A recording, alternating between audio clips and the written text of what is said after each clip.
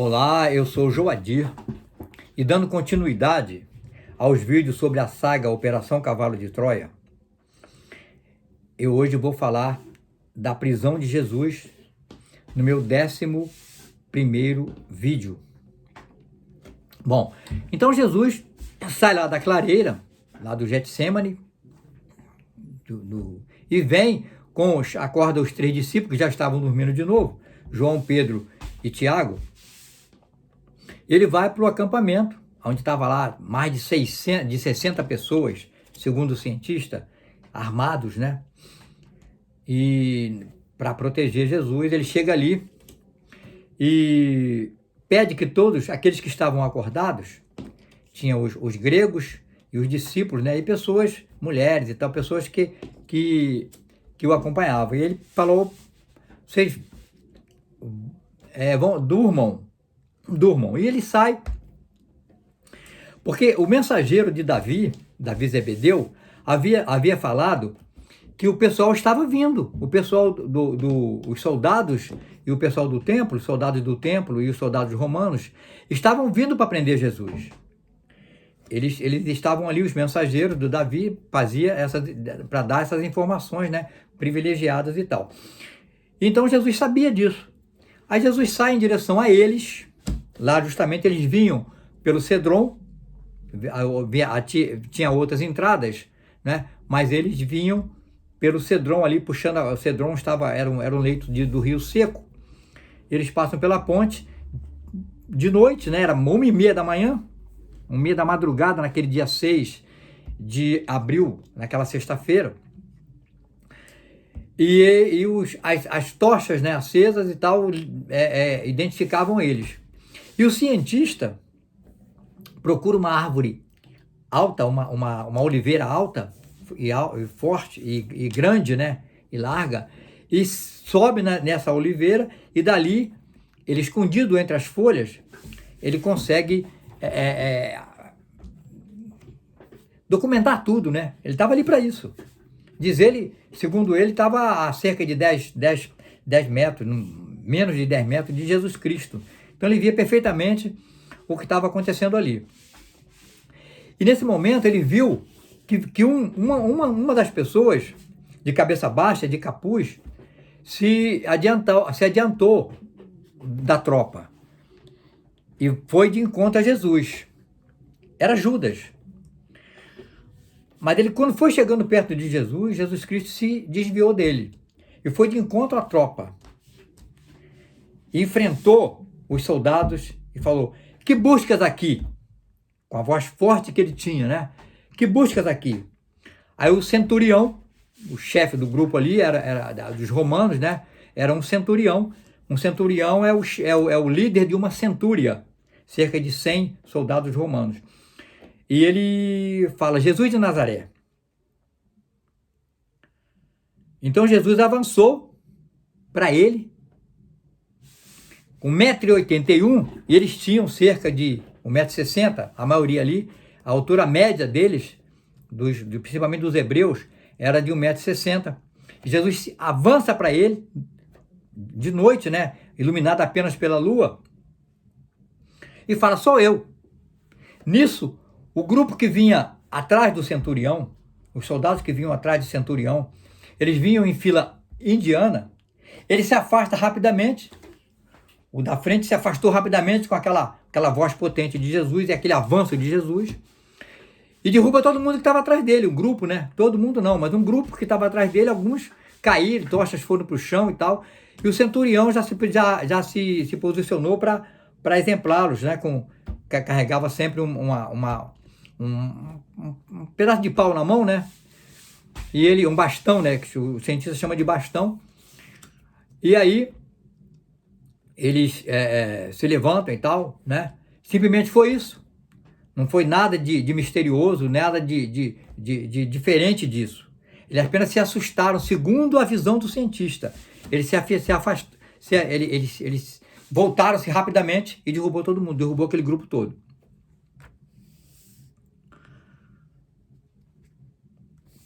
Nisso, Judas consegue chegar perto de Jesus E também o grupo dos amigos de Jesus, né, dos discípulos e tal, com Pedro à frente, também vai se aproximando, fica ali perto, né, do lado de Jesus ali. E Judas chega, né, abraça Jesus na ponta dos pés e dá um beijo no rosto de Jesus. Porque era normal isso, os judeus se cumprimentam assim, até hoje, né? A gente vê isso, se cumprimentam com um beijo no rosto.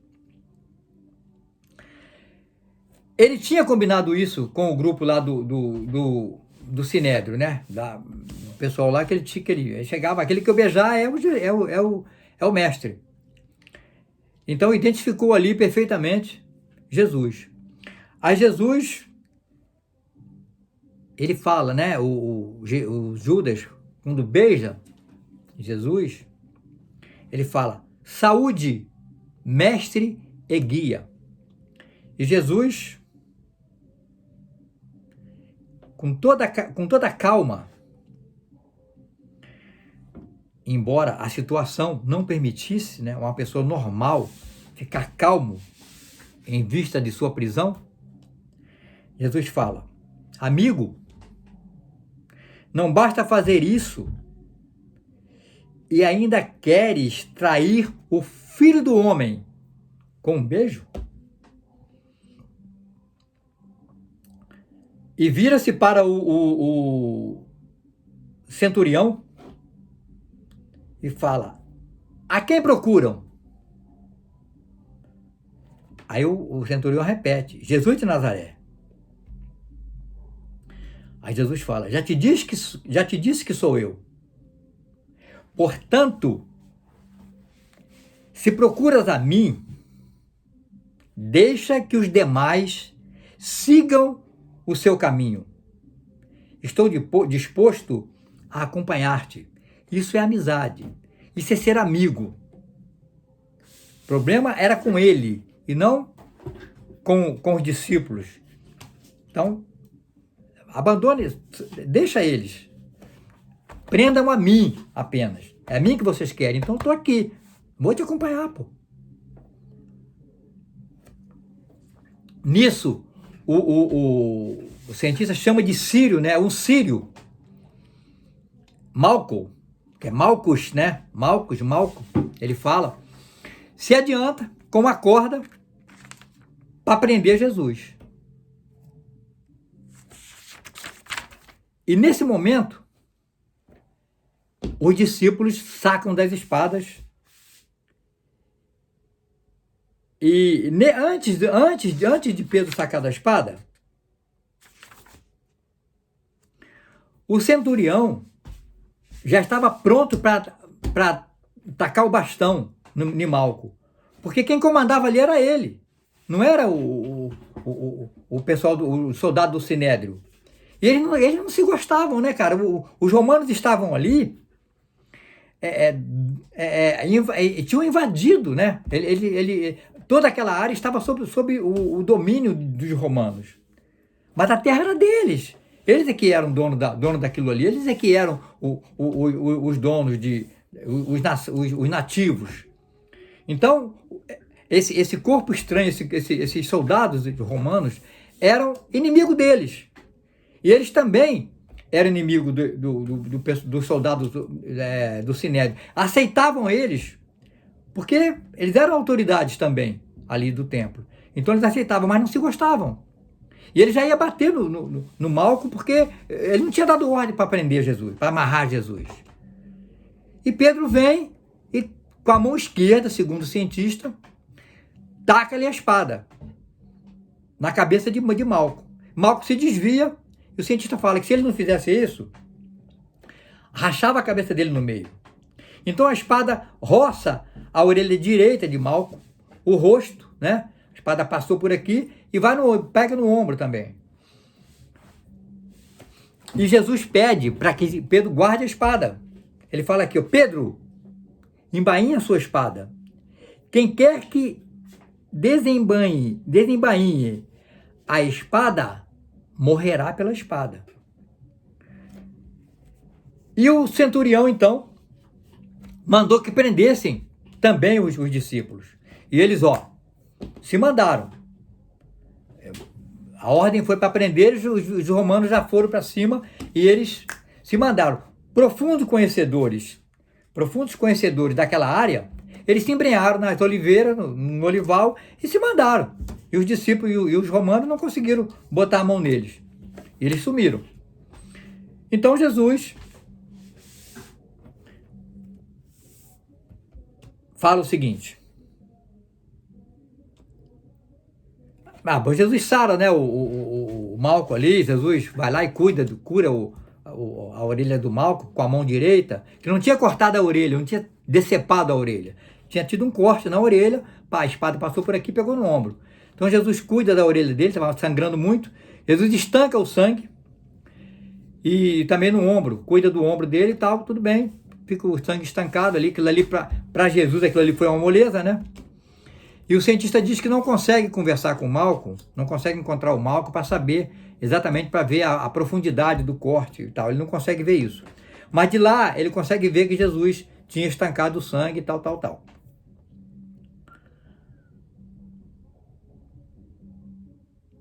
Então, Jesus volta, né? Naquela confusão toda e tal. Jesus volta e fala: por que sacais vossas espadas e bastões contra mim? Fala para o pessoal do templo, né? E também para os soldados romanos. Como se eu for um ladrão. Todos os dias tenho estado convosco no templo, educando e ensinando publicamente o povo, sem que nada fizesseis para deter-me. Sou conhecido de vocês, cara. Por que vocês não me prenderam lá? Agora vem com essa tropa aí, isso aí ele fala pro pessoal do templo, né? Lógico. Vem com essa tropa aí para covardemente me prender. Então o cientista diz que faltavam, né? Ele se comunica com o módulo e fica sabendo a hora certa, porque não tinha relógio, né? Não tinha como. E à noite não tinha como saber que horas eram. Então ele se informa lá com o módulo e faltavam 10 minutos para as 2 da madrugada, ou seja, era 1h50 da madrugada, quando esse momento aqui aconteceu. Vou me adiantar aqui. E eles seguem, né? Seguem para se encontrar, para ir para a casa de Anás. Anás era o sogro do sumo sacerdote José ben Caifás, era sogro de Caifás. E a ordem que os romanos tinham, os soldados do templo queriam levar ele para Caifás, para o sinédrio lá em Caifás. Mas o romano tinha ordem para levar ele para o Anás, o sogro de Caifás. E assim foi feito. Eles seguindo viagem, e o cientista conseguiu perigosamente, né? Mas conseguiu segui-los, né? E João, o evangelista, de repente aparece. E se armado com a espada no flanco esquerdo, segundo o cientista, e ele já, o soldado do templo, né? O capitão lá do templo, já manda prender o João. E o romano que não gostava dele, já falei, diz o seguinte: alto, este homem não é um traidor, nem tampouco um covarde. Claro, João estava ali, né? Tinha enfrentado aquela turma toda, sabia o que podia acontecer com ele, mas ele queria estar perto de Jesus. Então ele foi. E o romano, já para contrariar o hebreu, lá o capitão lá do templo, né? Digo-te que este homem não é traidor, nem covarde. Pude vê-lo antes e sei que não sacou sua espada para resistir. Ou seja, ele não viu João sacar a espada. Agora teve a valentia de chegar até aqui para estar com seu mestre. Que ninguém ponha a mão sobre ele. Aí ele cita uma lei aqui, que na verdade não existe, né? Depois o cientista pesquisa, não existe essa lei, mas ele cita aqui: a lei romana concede a todos os prisioneiros o privilégio de um amigo que o acompanhe ante o tribunal. Ninguém impedirá, portanto, que este Galileu permaneça ao lado do réu. E assim foi. Ele mandou desarmar o João, né? E João seguiu. Foi o único, né? E Pedro vinha também. Mas Pedro estava escondido ainda e tal. Foi o único, os dois discípulos que conseguiram. Os outros sumiram. Os outros vazaram, né? Para o mato lá. E Pedro e João estavam ali. Mas Pedro ainda estava escondido. Ainda não tinha aparecido, segundo o cientista. E João, então, vai seguindo ao lado de Jesus, sem falar nada com Jesus. Jesus também não falou nada com ele. Eles vão seguindo para a casa de Anás. Então, esse oficial romano, esse centurião, na verdade era um suboficial. O centurião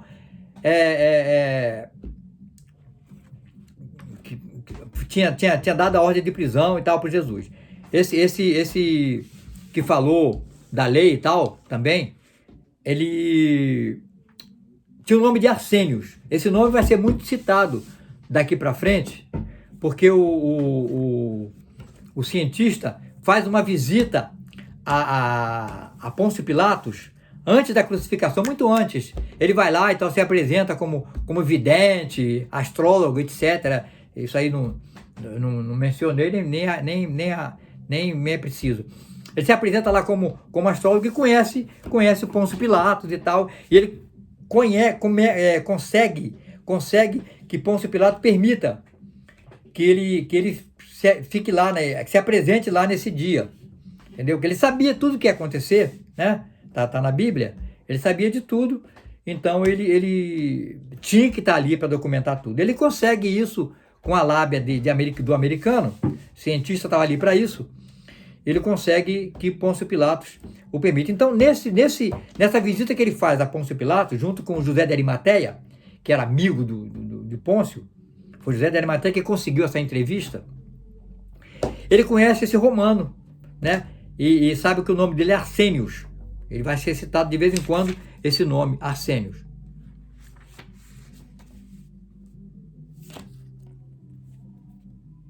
Pelas 2h15 da madrugada, a comitiva deteve-se diante da casa de Anás, muito próximo da porta de Sião. Então o cientista fala que a casa de Anás, o palácio, né, naturalmente, uma mansão talvez, era no extremo oeste da cidade e era próximo da casa de Elias Marcos.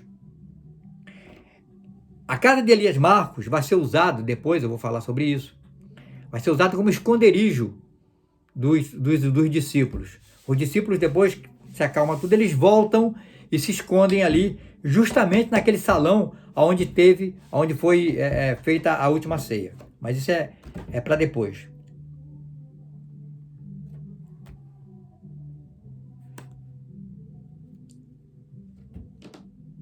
Então, o centurião lá fala o seguinte, na porta lá de Anás: acompanha o preso, fala para um outro romano, acompanha o preso e vela para que estes miseráveis, se dirigindo ao pessoal do templo, não o matem sem o consentimento de Pôncio.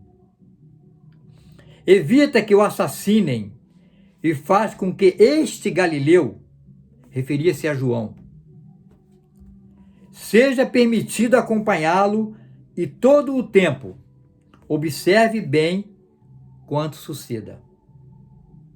E dando meia volta, afastou-se, né? Foi embora e deixou o pessoal ali para levar Jesus perante Anás. Eu paro o meu vídeo aqui e no próximo vídeo eu continuo, né? Jesus Cristo lá conversando com Anás e tal. Eu quero agradecer a sua presença. Muito obrigado.